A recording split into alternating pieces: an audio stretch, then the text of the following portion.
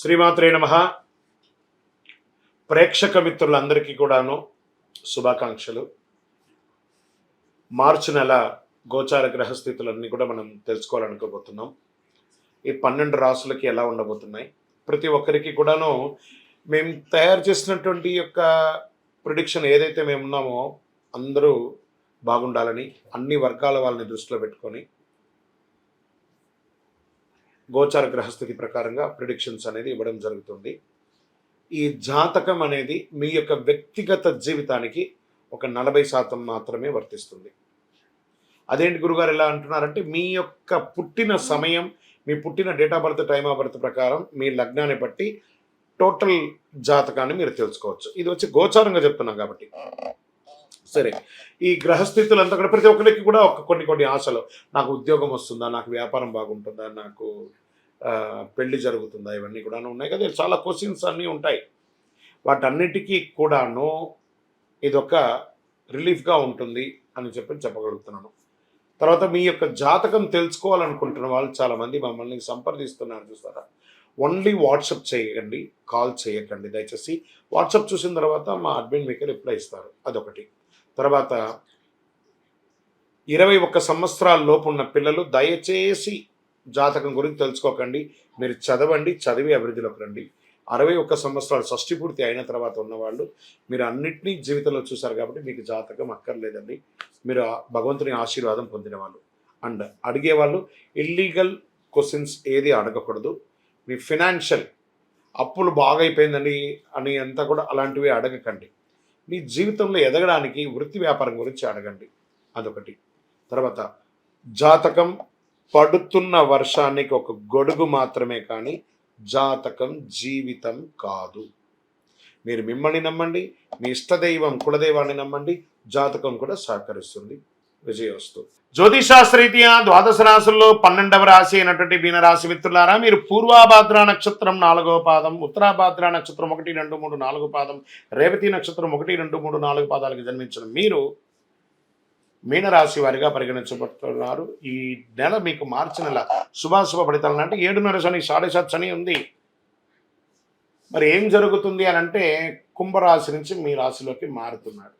కొంచెం ఇబ్బందిగానే ఉంటుంది, కానీ శని ఒకటే బాలంటే మిగతా గ్రహాలు అనుకూలంగా ఉన్నాయి కదా. ఈ మార్చి నెల కాస్త హెచ్చు తగ్గులు ఉన్నా కూడా కుజుడు బలమైన స్థితిలో ఉన్నాడు. బుధుడు మీకు అనుకూలంగా లేకపోయినా సూర్యుడు 5వ ఇంటిని సూచిస్తున్నాడు. చంద్రుడు స్థుభస్థానంలో ఉన్నాడు. శని తిరోగమనంలో ఉన్నాడు. 2వ ఇంట్లో బృహస్పతి. ఉద్యోగం ఉత్సాహంగా సాగిపోతుంది. ఉద్యోగం మారడానికి ఇది సమయం కాదు, కాస్త వెయిట్ చేయండి. ఎందుకంటే స్థానచలం అయ్యారంటే ఉన్న ఉద్యోగం కాస్త ఊడుతుంది. వ్యాపారాలు కాస్త ముందు వెనకగా ఆశాజనకంగా జరిగిపోతూ ఉంటుందని చెప్పచ్చు.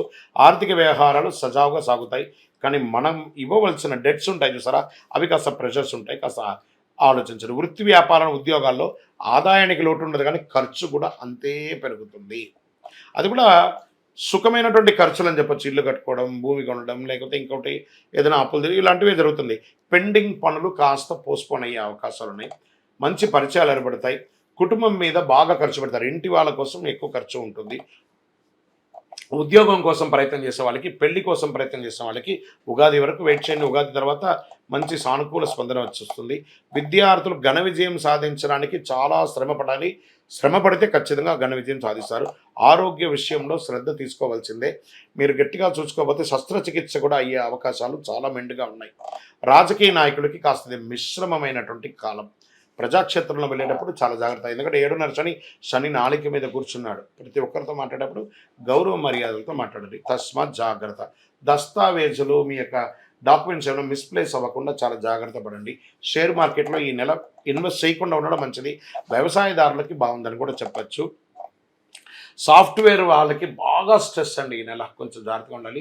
మీడియా, ఐటీ రంగం వారికి, సర్వీస్ సెక్టార్లో ఉన్నటువంటి డాక్టర్స్, అడ్వకేట్స్, పోలీస్ డిపార్ట్మెంట్ ఇవన్నీ ఉన్నాయి కదా, వాటికి అందరికీ కూడా మంచి ఫలితాలు ఉన్నాయని కూడా చెప్పచ్చు. ఆహారం తీసుకునేటప్పుడు చాలా జాగ్రత్త. ఈ రోడ్ సైడ్ ఆహారాన్ని ఎంత అవకాశం ఉంటే అంత అవాయిడ్ చేయండి. పాజిటివ్ డేస్ ఈ నెల ఎలా ఉంటుందంటే మార్చి 2, 5, 8, 11 అని చెప్పచ్చు. చంద్రాష్టమం. మార్చ్ 17/3/2025 1:15 ఉదయం నుండి 19/3/2025 2:06 వరకు చంద్రాష్టం ఉంటుంది. కాబట్టి చాలా జాగ్రత్తగా ఉండాలి. మరి అదృష్ట సంఖ్య ఈ నెల 2 మరియు 7. పరిహారం మంగళవారం సుబ్రహ్మణ్య స్వామి వారికి పాలాభిషేకం చేయండి. ఆదివారం రాహుకాల సమయంలో భైరవ స్వామి వారికి ఒక నెయ్యి దీపం వెలిగించండి. ప్రదోష కాలంలో శివుడికి అభిషేకం చేయండి. అన్ని రకాలుగా మీకు అనుకూలం జరుగుతుంది. అతి శక్తివంతమైనటువంటి కరుంగాలి మాలను ధరించండి. అతి శక్తివంతమైనటువంటి కరుంగాలి మాలను ధరించండి. ఆరోగ్యంగా, ఐశ్వర్యంగా, సంతోషంగా, ఆనందంగానూ ఉంటారు. ఇంకను మీ యొక్క కోరికలన్నీ తెరవడానికి మీ యొక్క ఇంటి ఇలవేల్పు దగ్గరికి వెళ్ళి మీ వయస్సు సంఖ్య ఎంత ఉందో అన్ని దీపాలు వెలిగించండి. విజయోస్తు. ఈ 12 ద్వాదశ రాశి ఫలితాలన్నీ పొందిన ప్రతి ఒక్కరు కూడా ఆయురారోగ్య, ఐశ్వర్య, భోగభాగ్యాలతో ఉండాలని ఆ అఖిలాండ కోటి బ్రహ్మాండ నాయకుడు శ్రీ ధర్మశాస్త్ర అయ్యప్ప స్వామి వారి 18 అవతారముల దేవాలయం తిరుపతిలో మీకోసం ప్రార్థన చేస్తున్నాం. ఈ దేవాలయాన్ని బ్రహ్మశ్రీ డాక్టర్ చంద్రమౌళి గురుస్వామి గారు జీవకోన అనే ప్రాంతంలో జీవలింగేశ్వర స్వామి సన్నిధానంలో నిర్వర్తించారు. ఇది రైల్వే స్టేషన్ బస్టాండ్ తిరుపతి నుండి 3 కిలోమీటర్ల దూరంలో ఉంటుంది. మీరు తిరుపతికి వచ్చినప్పుడు తప్పకుండా స్వామివారి దర్శనం చేసుకోండి. ఆ భగవంతుని అనుగ్రహం పొందండి.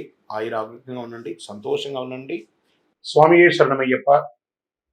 అందరికీ అయ్యప్ప స్వామి వారి యొక్క విశిష్టతలంతా కూడా మనం గత కొన్ని నెలలుగా చెప్పుకుంటూ వచ్చాం కదా. శబరిమలలో ఈ సంవత్సరం చాలా అద్భుతమైనటువంటి పూజలన్నీ కూడా జరిగింది. ఏ విధమైనటువంటి ఇబ్బంది కూడా జరిగింది. మీ అందరికీ ఇదొక ఆహ్వానంగా పలుకుతున్నాం. తిరుపతికి దర్శనానికి వెళ్ళే ప్రతి ఒక్కళ్ళు కూడాను రైల్వే స్టేషన్ నుండి బస్టాండ్ నుండి 3 కిలోమీటర్ల దూరంలో ఉన్నటువంటి అయ్యప్ప స్వామి వారి 18 అవతారముల దేవాలయం. ఇది ప్రపంచంలోనే మొట్టమొదటి దేవాలయం అండి. అయ్యప్ప స్వామి బ్రహ్మచారిగా శబరిమలలో ఉన్న అయ్యప్ప ఒక అవతారమే. కానీ అంతకు ముందు ఉన్నటువంటి 17 అవతారాలను బ్రహ్మశ్రీ డాక్టర్ చంద్రమౌళి గురుస్వామి గారు రీసెర్చ్ చేసి 2016 నవంబర్ 9 నాడు ప్రతిష్ఠ చేసి సమాజానికి అంకితం ఇచ్చారు. మాల వేసుకున్న ప్రతి భక్తులు లేదా ప్రతి భక్తులు కూడా ప్రపంచంలో చూడవలసినటువంటి ఒక అద్భుతమైనటువంటి క్షేత్రం.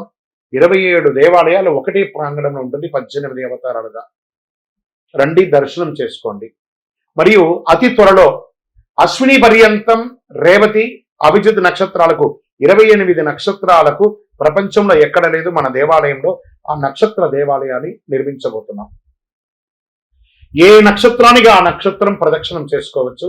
అతి త్వరలో ఆ యొక్క ఫొటోస్తో సహా అవన్నీ కూడా మీకు పెట్టడం జరుగుతుంది. 28 దేవాలయాలుగా దాన్ని కట్టబోతున్నాం.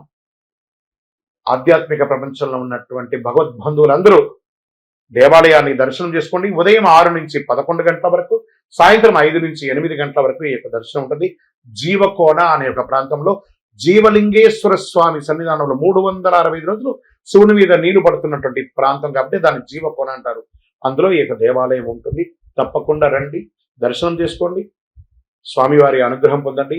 జీవితంలో పుట్టినందుకు ఒక్కసారైనా శబరిమలకి వెళ్ళాలి అని అంటారు చూసారా. మనకు ఆ స్వామివారి అనుగ్రహం ఉంటేనే ఆ ప్రాంతంలో మనం అడుగు పెట్టగలం. శరణమయ్యప్ప. చంద్రమౌళి వెంకటేశ్వర గురుస్వామి.